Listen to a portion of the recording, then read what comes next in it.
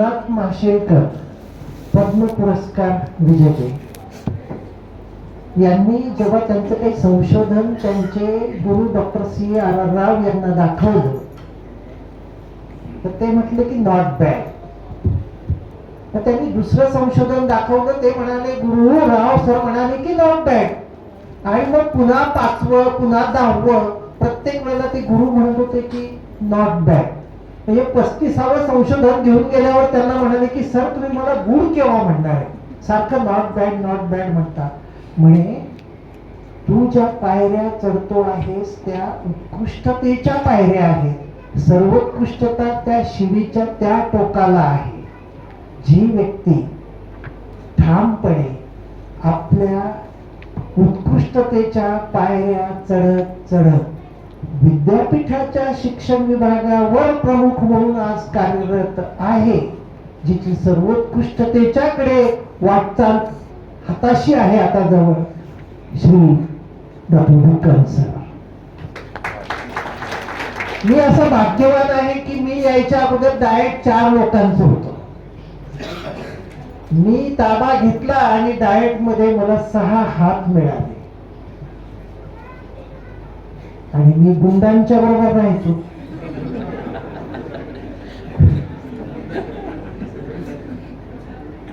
हे 6 हात म्हणजे असं म्हणूया आपण की काही माणसं स्वतःची पुनर्निर्मिती करतात. आईबाप जन्म देतात, शिक्षक घडवतात, काही कौशल्य, काही मूल्य, काही सुंदर विचार, काही उत्तम संस्कार आपल्यामध्ये ओतले जातात. पण काही माणसं स्वतःची पुनर्निर्मिती करतात, आपली प्रतिमा निर्माण करून ती समाजावर थोपतात. माझ्याकडे साधे आलेले हे 6 पोरं आता प्रत्येकाच्या नावापुढे डॉक्टर डॉक्टर लागते. डॉक्टर चंद्रकांत साळुंखे, डॉक्टर दशरथ साळुंखे, अगदी डॉक्टर गिरीश बोरसे. ही माणसं मला मिळाल्यामुळे मी खूप मोठा झालो. अतिशय या माणसांची तुलना होऊ शकत नाही. मी फक्त एक होतं की ते हनुमानाला त्याची ताकद काय आहे ती माहिती नव्हती, त्याला त्या ताकद माहिती करून देण्यात आली. ह्या लोकांना यांची ताकद माहित नव्हती, पण ह्या लोकांनी जी हनुमानासारखी उडी घेतली त्याच्यामुळे मी खूप मोठ्या उंचीचा होऊन गेलो. Doctor Bhope, doctor C Salunkhe, doctor Girishji संतापणारी पोरगी, कठीण काम आहे. जळगाव डाएटच फक्त आवडतं. त्या धुळ्यामध्ये मला अशी असं धुळ, ते नंदुरबार असं आहे, ते धुळ असं शांत शैलेशजी पाटील सर, काही नंदुरबारचे लोक या ठिकाणी आलेले आहेत, त्यांचा माझा समोरासमोर परिचय नाही. ते सर्वजण वनमाला, तुझं नावच मी आज पहिल्यांदा ऐकलं. आणि या ठिकाणी शिक्षण विभागातले भावनाजी आहेत, खलील शेख आहेत, आणि मला वाटतं अविनाशजी आहेत चोपड्याचे शिक्षण विभागातील अधिकारी, आणि काही माझे विद्यार्थी आणि काही नातेवाईक मंडळी. एक झोटे सरांनी सांगितलं, त्यामध्ये शिक्षण मंत्री येणार हे आम्हाला 8-15 दिवस अगोदर कळलं होतं. आणि मी प्रशासनातला होतो पूर्वीपासून, म्हणजे एखादा आपल्याकडे येऊ शकतं. तर मी प्रत्येक गोष्ट वेगळी वेगळी तयार करून घेतली होती आणि पक्की तयार करून घेतली होती. कुणी कुठल्या शिक्षण मंत्र्यांनी असं अपेक्षित नसेल की डाएट मध्ये विद्यार्थ्यांची परेड होऊन नंतर विद्यार्थिनींची परेड त्यांचं स्वागत करते. आम्ही पावणे 2 तास तर त्या शिक्षण मंत्र्याला ओवाळणं वगैरे राहू द्या, पाणी सुद्धा दिलं नाही. आल्याबरोबर माझ्या पोरांनी तिथे परेड, सावधान, विश्राम, आगे चल, कुठल्या डाएट मध्ये होणार नाही. माझे 6 हात आहेत ना, हे 6 हात फार, त्यांची उंची तुम्ही लवकर नाही गाठू शकणार. मुलींची परेड कुठल्या डाएट मध्ये पाहिली का तुम्ही परेड? आणि मग ते बाहुली नाट्य, मग ते 4 डाएटचे 4 पथनाट्य, प्रत्येक पथनाट्य 2-2 मिनिट दाखव. परेड 2-3 मिनिटं, पथनाट्य 2-3 मिनिटं. अगदी शिक्षण मंत्री म्हणायचे की होऊ द्या, मी म्हणायचो नाही, शिट्टी मारून द्यायचो मी, ते बंद व्हायचं लगेच, तिकडे इकडे बघा सर. ते म्हणजे मला हे बघायचे, म्हटलं तुम्ही इकडे तर बघा, त्याच्यापेक्षा चांगलं आहे. 2-2 मिनिटं. आणि हे शब्द जे आहे ना ते स्नेहबंध वगैरे, तो पोरगा बसलेला आहे. रंगबंध, स्नेहबंध, जामनेर कडून ते शब्द आणायचं. त्या लोकांना मी फार त्रास दिलेला आहे. म्हणजे यांना मी रात्री सुद्धा फोन करतो सर. एकदा 10 वाजता यांना मी फोन केला होता. त्यांना पण ह्यांना पण, हे पण मराठीचे आहे आणि त्या पोराला पण. राहतो का राहतो, मी येथे राहतो. काय होतं, मला काही लोक विद्वान समजतात, ते काही मला लिहून मागतात पेपरवाले, मग मी ते लिहितो.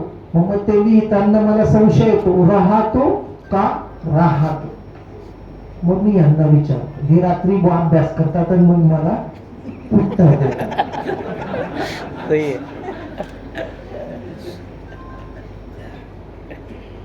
एकदा काय झालं की मला चंद्रकांत म्हणलं की सर आपल्याला एक सरांचं काम करायचं. म्हणलं काय?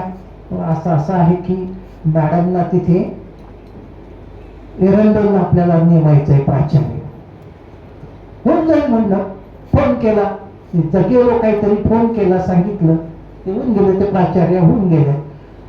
तिकडे त्यांना नेमणूक मिळाली. इकडे माझ्या टेबलवर एकानं, माझ्या मानलेल्या मुलानं गुच्छ आणून ठेवला. यांची नेमणूक तिथे व्हायच्या अगोदर त्याची नेमणूक पक्की झालेली होती. माझा फोन गेल्यामुळे यांची नेमणूक झाली आणि त्याची नेमणूक मागे पडली, त्याच्या मिसेसची नेमणूक. म्हणून त्याने मला इथे गुच्छ आणला की माझे असं असं असं. ते म्हटलं आता तूही माझाच आहे, तेही माझीच आहे. जयश्रीताई. एखादं वाक्य तुम्ही बोलणं आणि अमिताभ बच्चननं बोलणं याच्यात फरक आहे. आपण जे बोलतो ना, मी बोलेल, झोपेसर बोलेल, पण तेच वाक्य जर डॉक्टर दशरथ साळुंखेंनी वापरलं तर त्या आवाजाला जी जाडी आणि खोली आहे, त्यामुळे त्याचा प्रभाव वेगळा पडतो. त्यामुळे मुलाखतीची जबाबदारी त्यांच्याकडे होती. आणि पोरांनी काय प्रश्न विचारावेत हे सगळ्या पोरांना माहिती. प्रत्येकाजवळ कागद, तो कागदाचं मूळ हस्तलिखित सरांचं 100 प्रश्न. डाएटचं वर्णन करणारी 100 वाक्ये.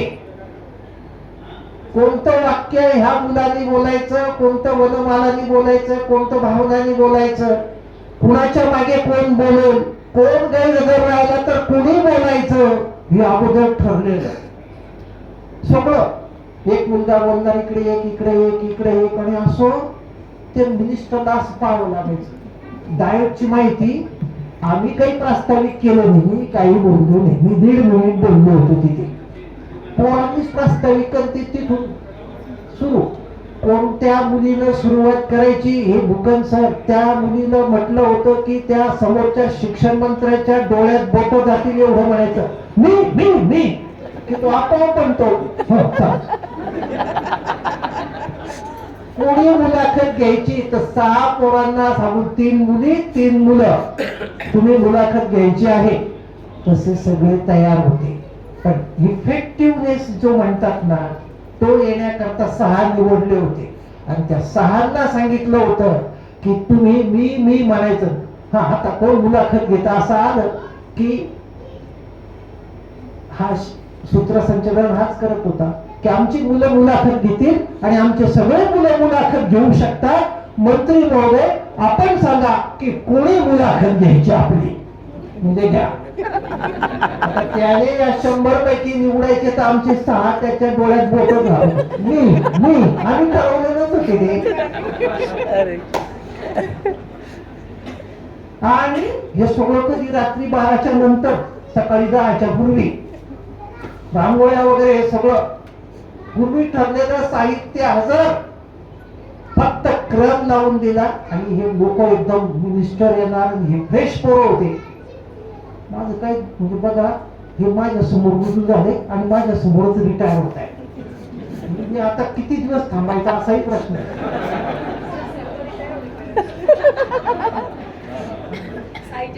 आणि त्या पोरीनं प्रतिभा नाव तिचं, बरोबर, प्रतिभा मीनाक्षी हिरे. हा, त्या मुलीनं इतकी सुंदर मुलाखत घेतली तर मिनिस्टर गाडी म्हणायला लागून गेले, नो भाषण म्हण, तुमचे विचार आमची मुलं विचारतील तेवढंच बोला. आणि खूप छान झालं. म्हणजे त्यावेळेला आम्ही मिनिस्टरचा सत्कार करायच्या ऐवजी मिनिस्टरनं महागुरु म्हणून माझा सत्कार केला. माझी भूमिका काय, फक्त क्रम लावून देणे, डोकं वापरणे. हे सगळे लोक, चंदू तर एकदम मिनिस्टर येणार, आपली नोकरीची सुरुवात आहे. कारण त्या भाऊने 40 गावून धुळ्याला जाताना 4 लोकांना घरी लावलं होतं. आणि हे आपल्याकडे येत आहे तर चंदू एकदम डॉक्टर चंद्रकांत साळुंखे, मी चंदू म्हणतो पण ते डॉक्टर चंद्रकांत साळुंखे, त्यांना म्हणलं I will face the music, तुमच्यावर काहीही कारवाई होणार नाही, तुम्ही सगळं माझ्यावर सोडा, फक्त तुम्ही निर्धास्त राहा. अहो माझी हयात गेली, हो हे काय करणार आहे, आपल्या इतकं चांगलं काम कोणीच करू शकत नाही अशी माझी हयातभर खात्री होती. आजही आहे. तुम्हाला समाजसेवा करायची असेल तर मी 11 ठिकाणी आहे, कुठेही तुमच्या बरोबर काम करायला माझ्या बरोबर करा, तुम्हाला भरपूर काम देतो. काही स्कॉलरशिप देणे, अमुक तमुक पोरं निवडणे, काही पण साधं काम करायचं. माझ्याकडे भरपूर काम आहे.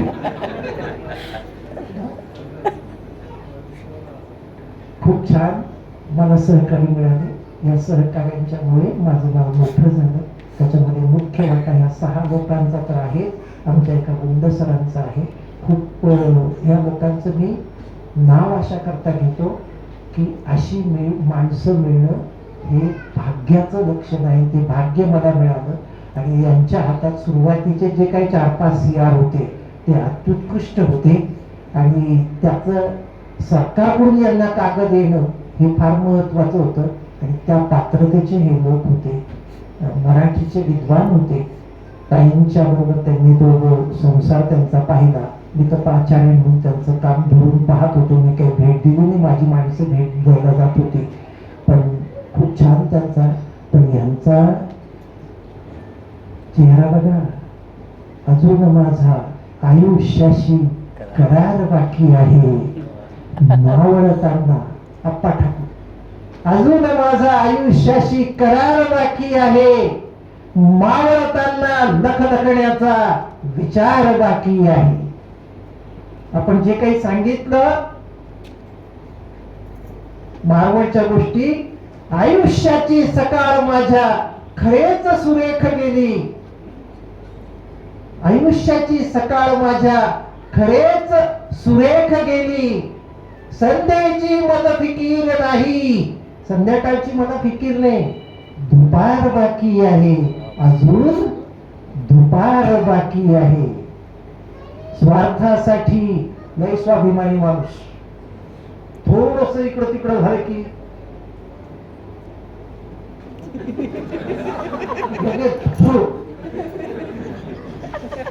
स्वार्थासाठी उगीच खोटा सलाम केला नाही, त्रास झाला, फाटत आलो तरी भरजरी किनार बाकी आहे, अजून माझा आयुष्याशी करार बाकी आहे. पोहणेकर म्हणतात कशाचाच विचार करायचा नाही आणि डोक्याला ताप करून घ्यायचा नाही. विजय पोहणेकर. पोराला पोरगी मिळेल का नाही, सुनेला पुरणपोळ्या येतात का नाही, माझी आगारी टाकेल का नाही, कशाचाच विचार करायचा नाही आणि डोक्याला ताप करायचा नाही.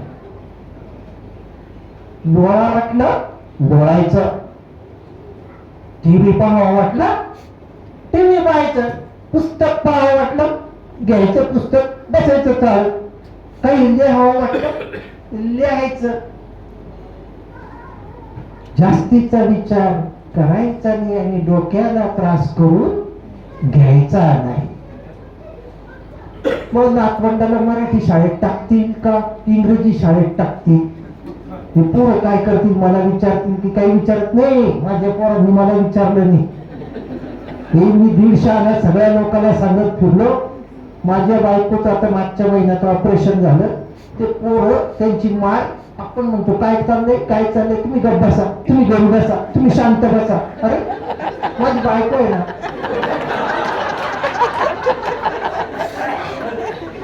उचललं मुंबईला घेऊन गेले, महिन्याभरानं घेऊन आले. ती मुलाला टाकल्या, दोन्ही पोरी आणि मुलगा. आता सुनेला जायचंय ते माझी वाट पाहत असे, काही विचारत नाही. मला विचारतील म्हणून, मला विचारलं नाही म्हणून रुसायचं नाही आणि डोक्याला त्रास करून मिसळ खावी वाटली मिसळ खा, बटाटवडा खावा वाटला बटाटवडा खा, वारी करावी वाटली पंढरपूरचा रस्ता धरा. तुम्हाला जे करायचं ते करा. कोणतरी बोललं मगाशी की यांना खूप फिरायचं आहे. तुमच्या त्या फिरण्याला आणखीन काहीतरी समृद्ध होण्यासाठी तुमच्या प्रयत्नांना मी सुयश चिंतितो. आणि खूपच बोलायचंय मला, पण काय आहे मी एकच टाइम दिलाय घरी, परत येतो म्हणून सुनबाईला आता जायचंय आणि माझ्यावरती ते आता काय प्रसंग येतोय मला माहित नाही. मी थांबतो.